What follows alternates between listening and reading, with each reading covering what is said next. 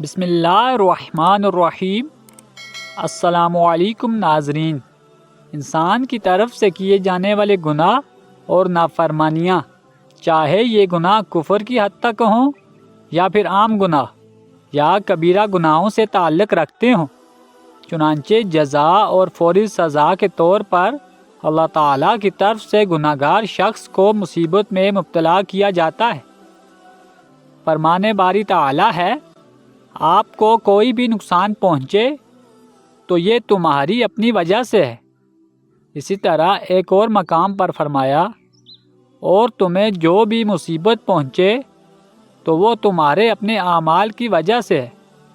اللہ تعالیٰ بہت سے گناہوں کو معاف فرما دیتا ہے۔ حضرت حسن رضی اللہ تعالیٰ عنہ سے روایت ہے کہ جب یہ آیت نازل ہوئی تو رسول اللہ صلی اللہ علیہ وآلہ وسلم نے فرمایا کہ قسم ہے اس ذات کی جس کے قبضہ قدرت میں میری جان ہے، جس شخص کو کسی لکڑی سے کوئی خراش لگتی ہے یا کوئی رگ پھڑکتی ہے یا قدم کو لغزش ہوتی ہے، یہ سب اس کے گناہوں کے سبب سے ہوتا ہے، اور ہر گناہ کی سزا اللہ تعالیٰ نہیں دیتے، بلکہ جو گناہ اللہ تعالیٰ معاف فرما دیتے ہیں وہ ان سے بہت زیادہ ہیں جن پر سزا دی جاتی ہے۔ علامہ بیزاری رحمۃ اللہ علیہ نے فرمایا، یہ آیت ان لوگوں کے لیے ہے جن سے گناہ سرزد ہو سکتے ہیں۔ انبیاء کرام علیہم السلام جو گناہوں سے معصوم ہیں، یا نابالغ بچے اور مجنون جن سے کوئی گناہ نہیں ہوتا، ان کو جو تکلیف اور مصیبت پہنچتی ہے وہ اس حکم میں داخل نہیں۔ اس کے دوسرے اسباب اور حکمتیں ہوتی ہیں، مثلاً رفع درجات، اور در حقیقت ان حکمتوں کا احاطہ انسان نہیں کر سکتا۔ سیدنا انس بن مالک رضی اللہ تعالیٰ عنہ بیان کرتے ہیں کہ رسول اللہ صلی اللہ علیہ وآلہ وسلم نے فرمایا،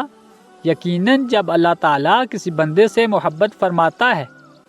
یا اسے گناہوں سے پاک صاف کرنا چاہتا ہے تو اس کو آزمائش میں ڈال دیتا ہے۔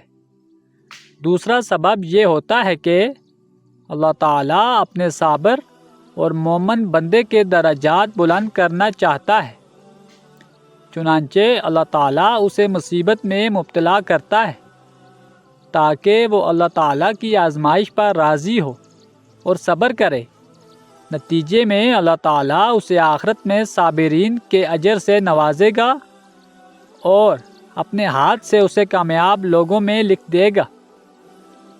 یہ بات مسلمہ ہے کہ انبیاء کرام علیہم السلام اور نیک لوگوں کو بھی آخر دم تک مصیبتوں کا سامنا رہا۔ اللہ تعالیٰ نے ان کے لیے ان مصیبتوں کو جنتوں میں بلند درجات حاصل کرنے کا ذریعہ بنایا۔ یہی وجہ ہے کہ ایک صحیح حدیث میں ہے کہ نبی کریم صلی اللہ علیہ وآلہ وسلم نے فرمایا، جب انسان کے لیے اللہ تعالیٰ کے ہاں کوئی ایسا درجہ مختص ہو جسے پانے کے لیے انسان کے اعمال ناکافی ہوں، تو اللہ تعالیٰ اس کو جیسے مال یا اولاد کی مصیبتوں میں مبتلا کر دیتے ہیں۔ حضرت عائشہ صدیقہ رضی اللہ تعالی عنہا سے روایت ہے کہ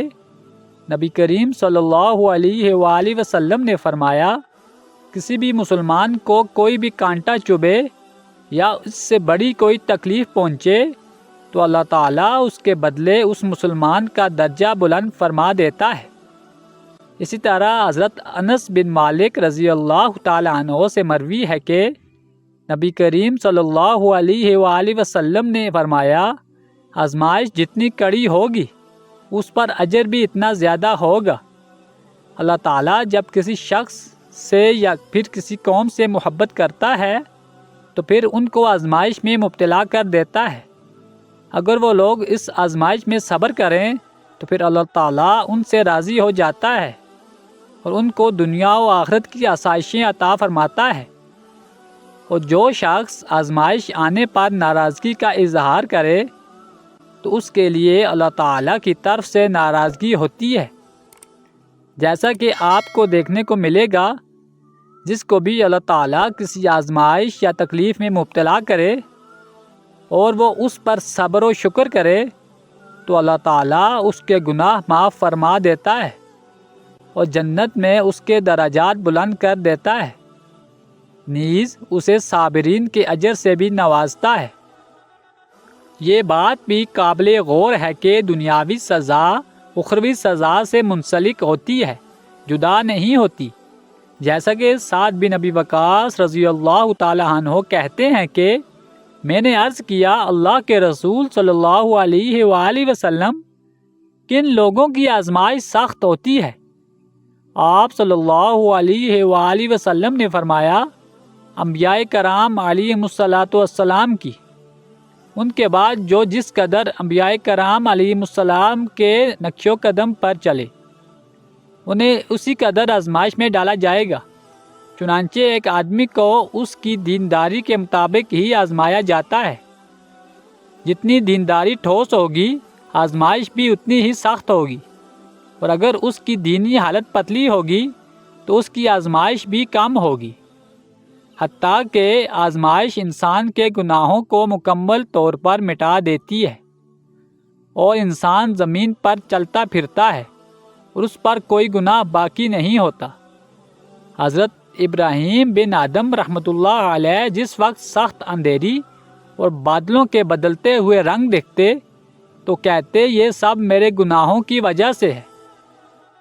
اگر میں یہاں سے چلا جاؤں تو تمہیں اس سے کوئی نقصان نہیں پہنچے گا۔ اگر ابراہیم بن آدم رحمۃ اللہ علیہ کا یہ حال تھا تو ہماری کیا حالت ہونی چاہیے؟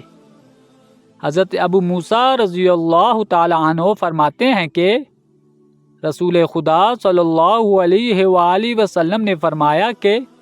بندے کو جو کوئی ہلکی یا سخت مصیبت پیش آتی ہے تو وہ اس کے گناہ کا نتیجہ ہوتی ہے، اور اللہ تعالیٰ بہت گناہوں کو معاف فرما دیتے ہیں۔ حدیث مبارکہ میں ہے کہ حضرت عبداللہ بن عمر رضی اللہ تعالیٰ عنہ فرماتے ہیں کہ رسول اللہ صلی اللہ علیہ وآلہ وسلم ہماری طرف متوجہ ہوئے اور فرمایا، اے جماعت مہاجرین، 5 چیزوں میں جب تم مبتلا ہو جاؤ اور میں اللہ تعالیٰ کی پناہ مانگتا ہوں اس سے کہ تم ان چیزوں میں مبتلا ہو۔ نمبر 1،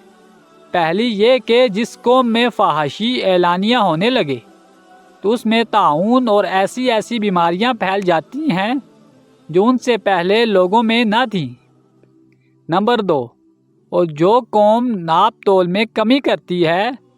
تو وہ قحط، مصائب اور بادشاہوں یعنی حکمرانوں کے ظلم و ستم میں مبتلا کر دی جاتی ہے۔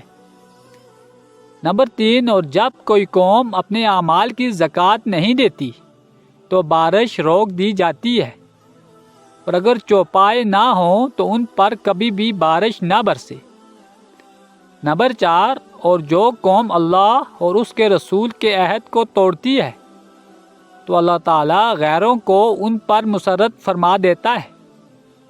جو اس قوم سے عداوت رکھتے ہیں، پھر وہ ان کے اموال چھین لیتے ہیں۔